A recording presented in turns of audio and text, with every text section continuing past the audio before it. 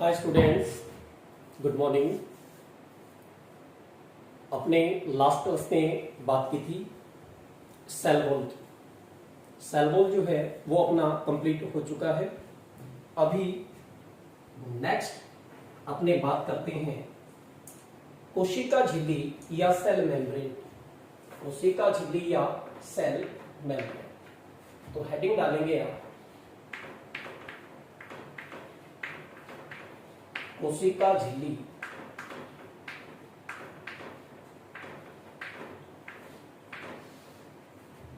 कोशिका झिल्ली या सेल मेम्ब्रेन। कोशिका झिल्ली या सेल मेम्ब्रेन। देखिए भी पादप कोशिकाओं में आप जानते हैं कि कोशिका का सबसे बाहरी आवरण पादप कोशिका में यानी कि प्लांट सेल में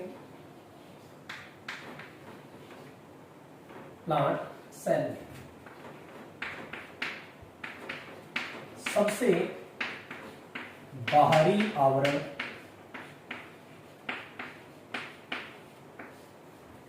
क्या होता है भी?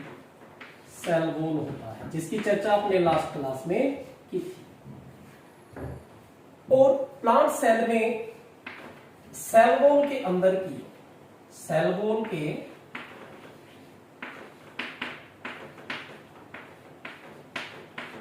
अंदर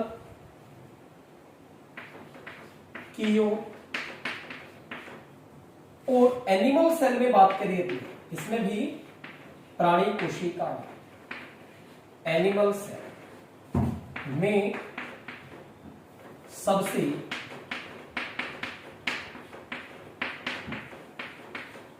बाहरी आवरण क्या होता है भी? Cell membrane. क्या होता है? Cell membrane. प्लांट सेल में सबसे बाहरी आवरण क्या है? कोशिका भित्ति है, सेल वॉल है। जबकि एनिमल सेल में सबसे बाहरी आवरण और प्लांट सेल में सेल वॉल के अंदर जो आवरण होता है वो क्या होता है? सेल मेम्ब्रेन होता है, कोशिका झिल्ली होता है। क्या होता है? कोशिका झिल्ली। तो कोशिका झिल्ली कहां पाई जाती है भी? जीवद्रव्य के चारों ओर। किसके चारों ओर? जीवद्रव्य के चारों ओर। तो जीवद्रव्य को घेरे रखने वाली लचीली, पतली और अर्धपारगम्य झिल्ली को क्या कहते हैं? कोशिका झिल्ली या सेल मेम्ब्रेन। जीवद्रव्य को घेरे रखने वाली पतली, लचीली, अर्धपारगम्य परत को या झिल्ली को क्या कहते हैं? कोशिका झिल्ली कहते हैं। क्या कहते हैं भी? कोशिका झिल्ली। तो कोशिका झिल्ली क्या है?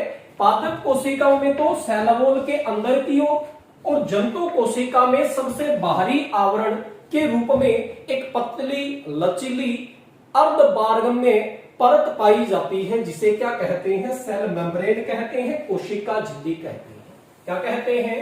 सेल मेम्ब्रेन या कोशिका झिल्ली कहते हैं। कोशिका झिल्ली जो है इसकी बात करें तो सबसे पहले नागेली व सी क्रेमर ने नागेली व सी क्रेमर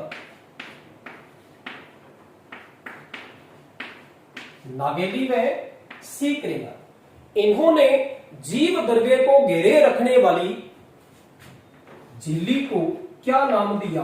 कोशिका कला। क्या नाम दिया भी? कोशिका कला। तो कोशिका झिल्ली का एक अन्य नाम क्या हो गया? कोशिका कला।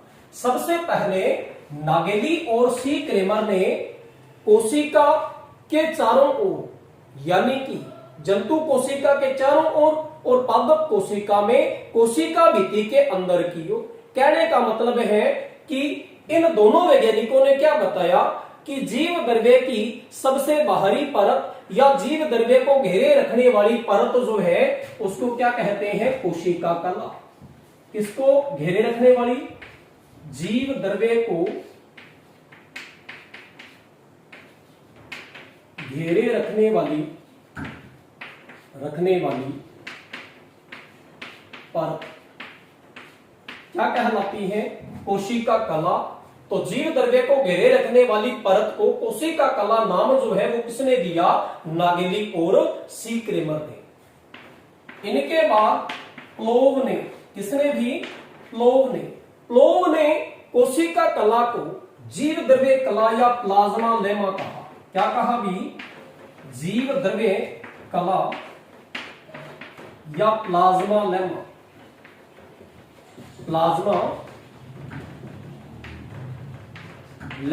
नाम दिया। किसने भी? प्लोव ने। तो नागेली और सी क्रेमर ने तो क्या नाम दिया? कोशिका कला नाम दिया। किसको?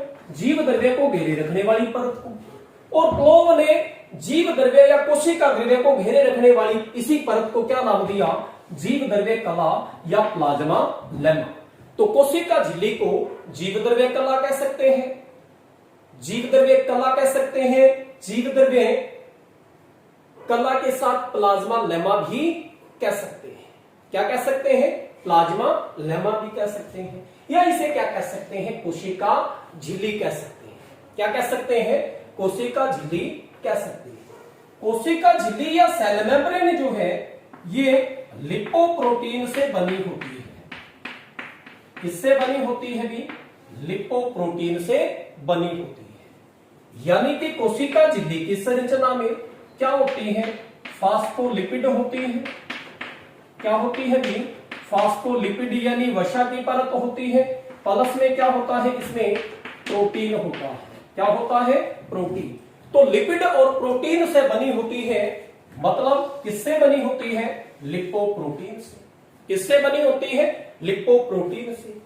और इसकी संरचना लगभग सभी, यानी सभी कोशिकाएं हैं, चाहे कोशिका है, उनमें कोशिका कला की संरचना, कोशिका झिल्ली की संरचना लगभग एक जैसी होती है। और इसकी मोटाई जो है लगभग कितनी होती है? 75 एंगस्ट्रोम से 100 एंगस्ट्रोम तक। यानी इसकी मोटाई जो है कला की वो 75 एंगस्ट्रोम से लेकर के 100 एंगस्ट्रोम तक होती है। कितनी होती है? 100 एंगस्ट्रोम तक होती है। तो सेल मेम्ब्रेन क्या है? कोशिका द्रव्य या जीव द्रव्य को घेरे रखने वाली पतली लचीली परत जो अर्ध पारगम्य होती है, यानी अपने में से होकर कुछ चयनित पदार्थों को आने जाने देती है। जैसे सेल वॉल जो थी, सेल वॉल या कोशिका, ये तो क्या थी? पूर्ण पारगम्य थी। क्या थी भी? पूर्ण पारगम्य थी। लेकिन सेल मेम्ब्रेन जो होती है ये क्या होती है भी? अर्ध पारगम्य या चयनात्मक पारगम्य या वर्णात्मक पारगम्य। कोशिका भित्ति में से तो सभी पदार्थ आर पार आ जा सकते हैं, लेकिन कोशिका झिल्ली में से, भित्ति में से तो सभी आर पार आ जा सकते हैं, लेकिन झिल्ली में से कुछ चयनित पदार्थ ही आर पार आ जा सकते हैं, सभी पदार्थ नहीं। इसीलिए ये कैसी झिल्ली होती है? अर्ध पारगम्य। इसमें से होकर कुछ चयनित पदार्थ ही आर पार आ जा सकते हैं, इसलिए इसको एक अन्य नाम चयनात्मक झिल्ली या वर्णात्मक झिल्ली भी कहते हैं। क्या कहते हैं? वर्णात्मक झिल्ली भी। तो इसको नाम नागेली और सी क्रेमर ने दिया। क्या नाम दिया? कोशिका कला नाम दिया। और प्लोव ने इसे क्या नाम दिया? जीव द्रव्य कला या प्लाज्मा लेमा नाम दिया। तो ये तो है कोशिका झिल्ली के बारे में कुछ बातें। अब कोशिका झिल्ली जो है इसकी संरचना कैसी होती है? इसकी संरचना कैसी होती है? देखो भी, कोशिका झिल्ली है, इसकी संरचना को समझाने के लिए विभिन्न वैज्ञानिकों ने अपने अपने सिद्धांत या मॉडल प्रस्तुत किए। कोशिका झिल्ली है, इसकी संरचना को समझाने के लिए अनेक वैज्ञानिकों ने अपने अपने मॉडल दिए, अपने अपने सिद्धांत दिए कि इसकी संरचना कैसे होती है। इन सभी सिद्धांतों में एक सिद्धांत जो है वो सबसे मुख्य है, और वो है टर्न मोज़ेक मॉडल या लिक्विड मोज़ेक मॉडल। उससे पहले भी दो वैज्ञानिकों ने अलग अलग मॉडल दिए थे। तो टर्न मोज़ेक से पहले उन्हीं मॉडल की चर्चा करते हैं। तो कोशिका झिल्ली की संरचना हेडिंग डालेंगे, कोशिका झिल्ली की संरचना। इसमें संरचना को समझाने के लिए जो विभिन्न वैज्ञानिक है उन्होंने जो मॉडल दिए थे, उनमें से सबसे पहले मॉडल की बात करता हूं मैं, सैंडविच मॉडल या सैंडविच प्रारूप, सैंडविच मॉडल।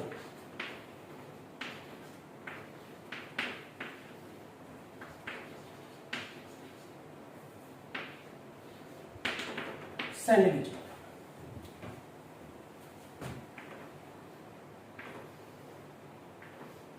सैंडविच मॉडल जो है ये दिया था भी डैनियल और डॉवसन ने। किसने दिया था? डैनियल व डॉवसन। किसने दिया था? डैनियल और डॉवसन। कोशिका कला का सैंडविच मॉडल जो है ये किसने दिया था? डैनियल और डॉवसन ने।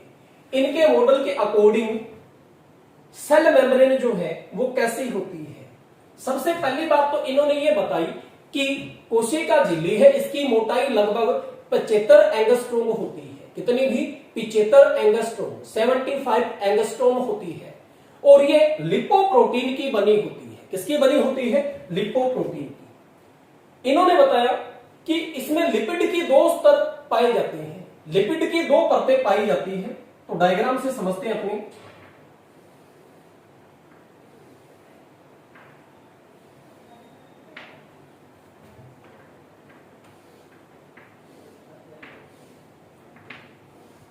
डैनियल और डॉवसन ने जो सैंडविच मॉडल दिया, इस मॉडल के अकॉर्डिंग कोशिका झिल्ली है उसकी संरचना जो होती है वो सैंडविच के समान होती है। किसके समान होती है?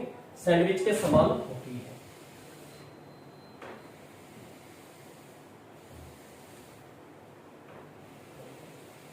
सैंडविच के समान कैसी होती है? देखिए,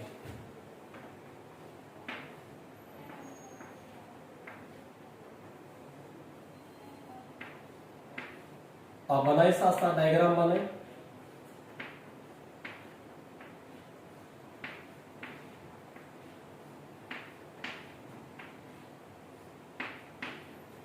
ये जो परतें मैं बना रहा हूं ये है भी लिपिड की परतें। किसकी परतें हैं? लिपिड की परतें।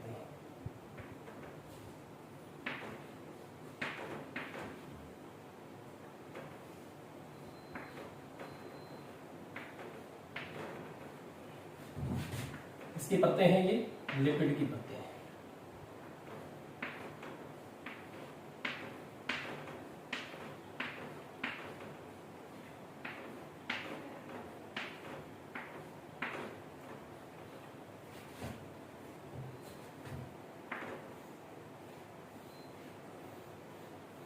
और ये बाहर की ओर किसकी परत है?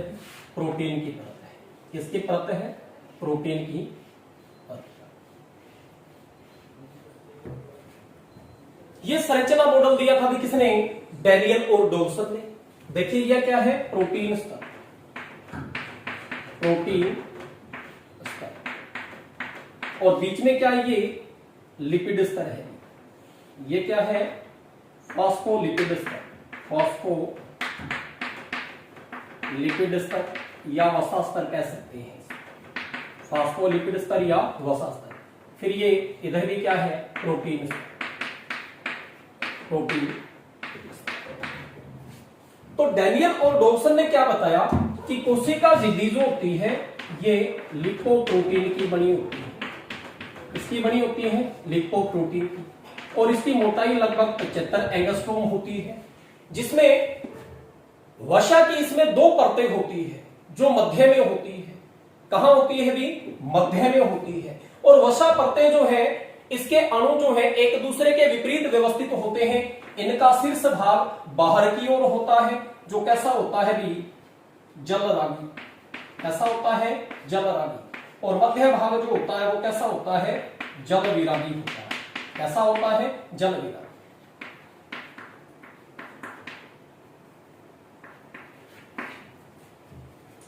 लिपिड जो है इसमें द्विआण्विक परत के रूप में होती है। किस परत के रूप में? द्विआण्विक परत के रूप में। इन वसा अणुओं का शीर्ष भाग जो होता है वो जलरागी होता है, कुछ भाग क्या होता है, जल विरागी होता है। लिपिड स्तर जो होता है यह लगभग 35 एंगस्ट्रोम मोटा होता है। कितना मोटा होता है भी, 35 एंगस्ट्रोम।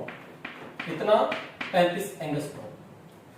और इस लिपिड स्तर के दोनों तरफ प्रोटीन की परतें पाई जाती हैं जो लगभग 20-20 एंगस्ट्रोम मोटी होती है। कितनी होती है भी, 20-20 एंगस्ट्रोम मोटी होती है। इस तरह से कला की मोटाई जो होती है वो लगभग 75 एंगस्ट्रोम होती है। कितनी होती है, 75 एंगस्ट्रोम होती है। और इन्होंने क्या बताया कि जो प्रोटीन की परत है वो स्तत परत के रूप में होती है। किसके रूप में, स्तत परत के रूप में होती है। किसके रूप में, स्तत परत के रूप में होती है। इसलिए ये मॉडल जो है ये कोशिका झिल्ली की पारगम्यता को नहीं समझा सकता। भी ये प्रोटीन परत स्तत है तो यहां से पदार्थों का आदान प्रदान कैसे होगा, नहीं हो पाएगा। और इन्होंने इसकी संरचना सैंडविच के समान बताई कि जिस प्रकार से सैंडविच आपने देखा होगा कि सैंडविच में ब्रेड के दो पार्ट जो है उनके बीच में सब्जियां और मसाला भरा होता है। यह मसाला जो है वो किसको शो कर रहा है भी, फास्फोलिपिड स्तर को। और जो ब्रेड लगाई है दोनों तरफ वो किसको, प्रोटीन स्तर को। तो सैंडविच के समान यह संरचना है। इसी प्रकार से सैंडविच एक मिठाई देखते हैं आप जिसमें छेने के दो पार्ट होते हैं, उनके बीच में क्रीम भरी होती है। वो क्रीम तो क्या है, फास्फोलिपिड, और छेने के जो पार्ट हैं दोनों उनको आप मान सकते हैं प्रोटीन स्तर। तो ये मॉडल किसने दिया, डेनियल और डॉवसन ने। ये मॉडल कला की पारगम्यता को नहीं समझा पाता, इसलिए ये क्या है, अमान्य है। अगला मॉडल जो है वो भी कला की पारगम्यता को यानी कोशिका झिल्ली की पारगम्यता जो है उसको समझाने में असफल है, तो वो भी क्या है, अमान्य है। सबसे मान्य मॉडल जो है वो कौन सा है, टर्नर-मोज़ेक मॉडल। तो सैंडविच मॉडल के बाद अगले मॉडल की अपनी बात करते हैं और वो कौन सा है अपना,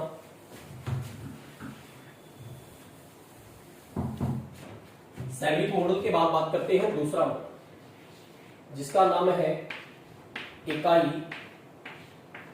कला मॉडल, या इसको कहते हैं unit membrane model. Unit membrane model, unit membrane model. ये मॉडल जो है ये दिया था भी रॉबर्टसन ने। किसने दिया था, रॉबर्टसन ने। 1959 किसने दिया, रॉबर्टसन ने। रॉबर्टसन ने क्या बताया कि सभी जीवों में कोशिका की और कोशिकाओं की जो झिल्ली होती है उसकी संरचना एक समान ही होती है।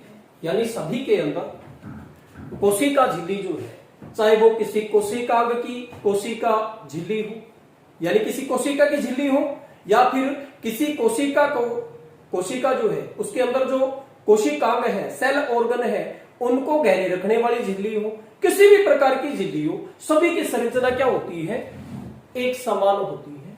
इसीलिए इसको क्या कहते हैं, इकाई कला मॉडल। इनके अकॉर्डिंग भी कोशिका झिल्ली किससे बनी होती है, लिपोप्रोटीन। किससे बनी होती है, लिपोप्रोटीन से। रॉबर्टसन के अकॉर्डिंग भी कोशिका झिल्ली की संरचना ऐसी ही होती है, लेकिन इन्होंने क्या बताया कि अलग अलग कोशिकांग है, अलग अलग कोशिकाएं हैं, उनमें कोशिका झिल्ली की जो मोटाई जो होती है वो भिन्न भिन्न होती है। क्या होती है भी, भिन्न भिन्न। रॉबर्टसन ने क्या बताया कि कोशिका झिल्ली जो है इसकी जो मोटाई है वो अलग अलग कोशिकाओं में, अलग अलग संरचनाओं में अलग अलग होती है। और इनके अकॉर्डिंग भी प्रोटीन परत जो होती है वो एक स्तत परत के रूप में होती है। किसके रूप में होती है भी, एक स्तत परत के रूप में होती है, जो कोशिका झिल्ली की पारगम्यता को समझाने में समर्थ नहीं है, सक्षम नहीं है। इसीलिए ये मॉडल भी क्या हो गया, फेल हो गया। इनकी बात ये जरूर सही थी, इकाई कला मॉडल, कि सभी जो कोशिका झिल्लियां हैं, चाहे वो किसी कोशिका की है चाहे वो किसी कोशिकांग की है, इनकी संरचना जो होती है वो एक समान होती है। ये लिपोप्रोटीन की यानी फास्फोलिपिड और प्रोटीन की बनी होती है। अब बात करते हैं अपने सबसे महत्वपूर्ण मॉडल की, जिसका नाम है भी टर्न मोज़ेक मॉडल। कौन सा मॉडल? Turn mosaic model. कोशिका झिल्ली की संरचना का कौन सा मॉडल? भी टर्न मोज़ेक मॉडल। तो अगला अपना मॉडल है turn mosaic model. Turn mosaic model या इसे क्या कहते हैं? फ्लूइड मोज़ेक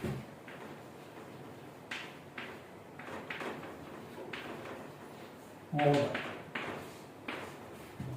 ये मॉडल जो है ये दिया था भी किन्होंने? सिंगर व निकोलसन। इसने दिया था सिंगर और निकोलसन। किसने दिया यह मॉडल? सिंगर व निकोलसन। इस मॉडल के अनुसार भी कोशिका भित्ति जो है इसकी संरचना जो होती है, कोशिका भित्ति जो है इसकी संरचना जो होती है उसमें बात करें तो यह भी संरचनात्मक रूप से लिपोप्रोटीन की बनी होती है। इन्होंने भी क्या बताया? किससे बनी होती है? लिपोप्रोटीन से। लेकिन कुछ भिन्नता इन्होंने बताई जो पारगम्यता को समझाती है। पहले इसका डायग्राम बनाते हैं अपने इस मॉडल का, जो क्या है भी टर्न मोज़ेक मॉडल।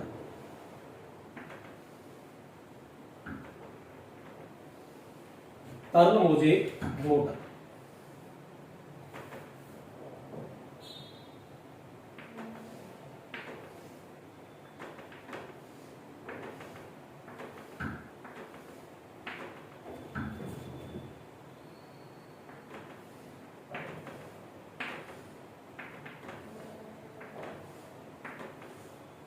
स्क्रीन में आ रहा हो इतना?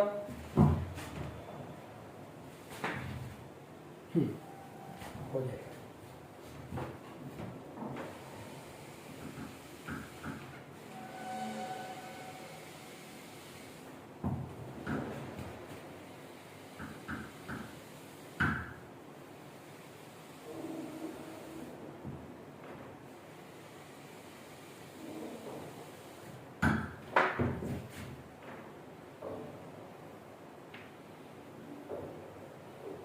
बनाइए आप साथ साथ डायग्राम बनाइए। यह मॉडल जो है सर्वमान्य मॉडल है भी। कैसा मॉडल है? सर्वमान्य मॉडल। यानी अब तक के जितने मॉडल दिए गए हैं 3 मॉडल हैं, इनमें सबसे ज्यादा इसी को माना जाता है। कोशिका झिल्ली की संरचना इसी के अकॉर्डिंग मानी जाती है। यह भी अन्य मॉडल के समान लिपोप्रोटीन से कोशिका झिल्ली को बना हुआ मानता है। इससे भी लिपोप्रोटीन से। लेकिन जो भिन्नताएं हैं इस मॉडल की अन्य मॉडल से, वो क्या है वो देखते हैं।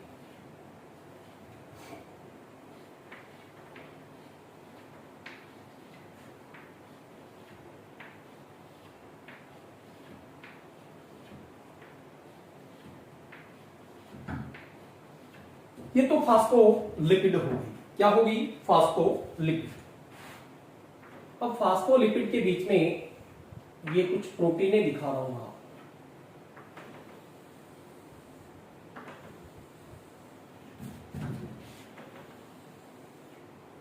ये क्या है? कुछ प्रोटीनें हैं जो फास्फोलिपिड के अंदर बसी हुई है।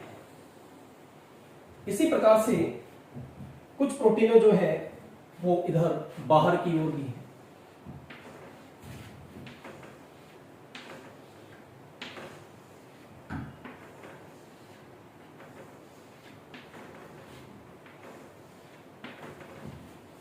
कोशिका झिल्ली की संरचना है टर्न मोज़ेक मॉडल के अकॉर्डिंग। सिंगर और निकोलसन के अनुसार भी कोशिका झिल्ली किससे बनी होती है? लिपोप्रोटीन से, यानी किससे भी? Lipid plus protein. इस मॉडल के अनुसार भी लिपिड या वसा परत जो है ये एक द्विआण्विक परत होती है। कैसी परत होती है भी? द्विआण्विक परत होती है जो मध्य में स्थित होती है।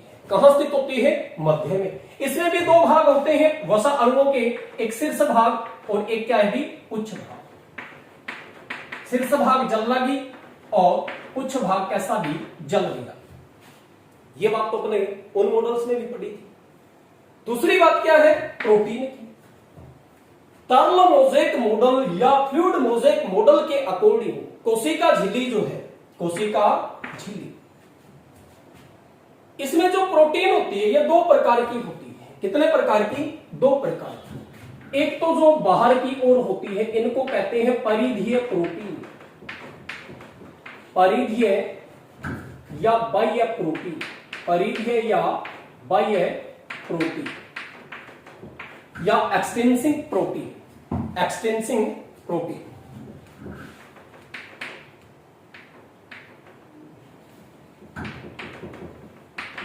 एक्सटेंसिंग प्रोटीन, परिधीय या बाह्य प्रोटीन।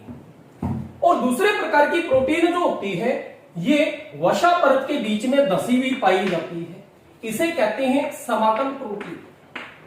कौन सी प्रोटीन भी? समाकल प्रोटीन या इंस्टेंसिक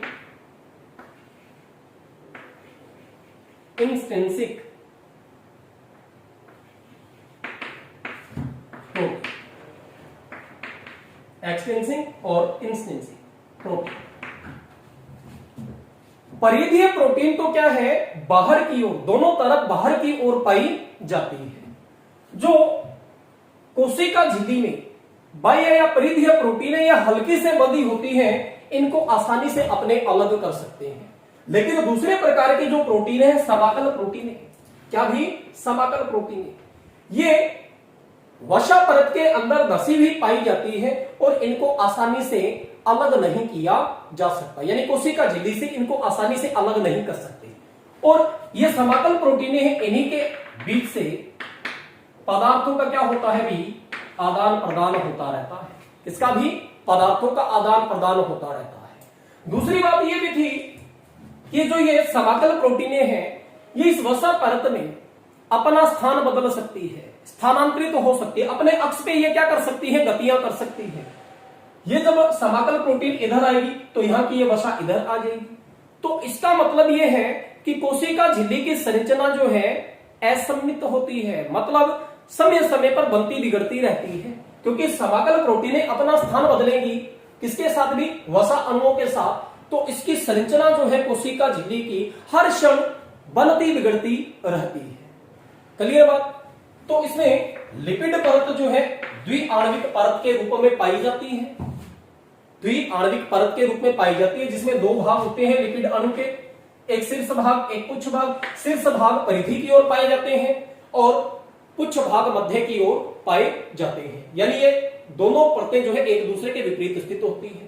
प्रोटीनें दो प्रकार की हैं, एक तो परिधीय या बाह्य प्रोटीन या एक्सटेंसिव प्रोटीन जो परिधि की ओर पाई जाती है, दोनों तरफ बाहर की ओर पाई जाती है और इनको अपने आसानी से अलग कर सकते हैं। आसानी से कोशिका झिल्ली से इन्हें हटाया जा सकता है, अलग किया जा सकता है। जबकि समाकल प्रोटीन जो है ये लिपिड स्तर में धसी हुई पाई जाती है और इनको अपने आसानी से अलग नहीं कर सकते। ये समाकल प्रोटीनें जो है ये लिपिड स्तर में पार्श्व स्थानांतरण या आगे पीछे ये गतियां कर सकती है, जिससे कोशिका झिल्ली की संरचना हर क्षण बनती बिगड़ती रहती है, बनती बिगड़ती रहती है। इसे टर्न मोज़ेक मॉडल क्यों कहते हैं? क्योंकि इसमें जो लिपिड जो होती है वो कैसी होती है भी? तरल या फ्लूइड फॉर्म में। किस फॉर्म में भी? तरल या फ्लूइड फॉर्म में। जबकि प्रोटीन जो होती है ये सॉलिड फॉर्म में या ठोस रूप में पाई जाती है। किसके अंदर तैरती हुई? वसा परत के अंदर तैरती हुई प्रोटीनें पाई जाती हैं, इसीलिए इसको नाम दिया गया है तार्ल मोज़ेक मॉडल। यानी कि जो वसा परतें हैं वो तरल है, जिसमें ठोस प्रोटीनें जो होती है मोज़ेक सांचे के अंदर व्यवस्थित रहती है, इसीलिए इसको क्या कहते हैं, तार्ल मोज़ेक मॉडल। कुछ वैज्ञानिक इस मॉडल को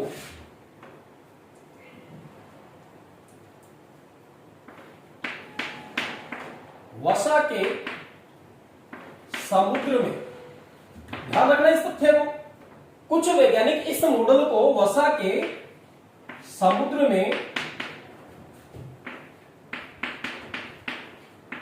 प्रोटीन के भूस्थल भी कहते हैं। कुछ वैज्ञानिक इस मॉडल को वसा के समुद्र में प्रोटीन के भूस्थल के नाम से भी पुकारते हैं।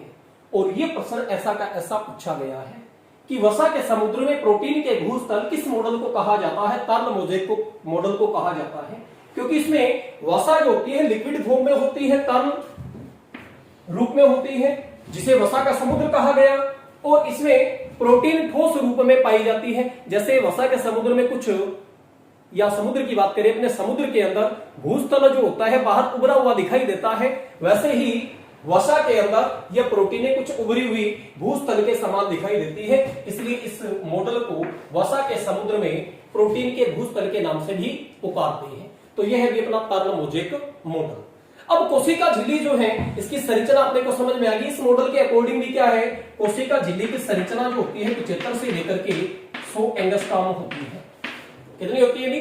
75 से 100 एंगस्ट्रॉम।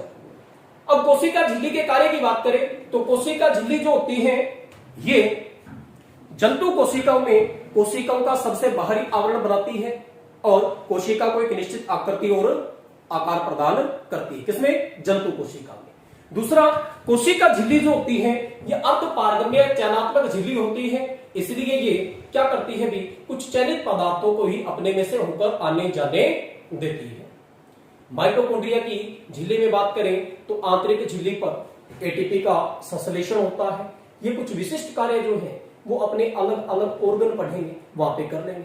इसी प्रकार से कला पारगम्यता या कला परिवहन की बात करें, कोशिका झिल्ली के द्वारा विभिन्न पदार्थों का जो परिवहन होता है उसकी बात करें तो ये भी अपने आगे चर्चा कर लेंगे कि कला के द्वारा या कोशिका झिल्ली द्वारा पदार्थों का जो परिवहन होता है उसे कला परिवहन कहते हैं।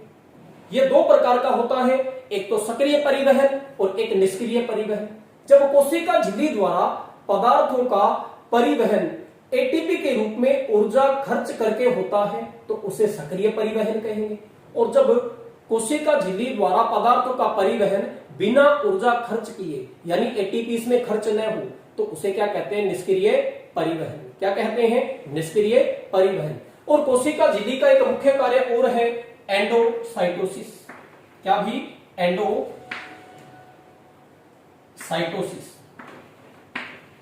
एंडोसाइटोसिस की जो क्रिया है ये अपने जब लाइसोसोम पढ़ेंगे, विभिन्न प्रकार के लाइसोसोम के प्रकार पढ़ेंगे तो वहां पे ये क्रिया आ जाएगी, इसलिए यहाँ पे पढ़ने की आवश्यकता नहीं है। तो यह है भी कोशिका झिल्ली की संरचना और उसके कार्य। नेक्स्ट क्लास में अपने किसी अन्य कोशिकांग की चर्चा करेंगे। तब तक के लिए आप पढ़ते रहें। Thank you. Have a nice day.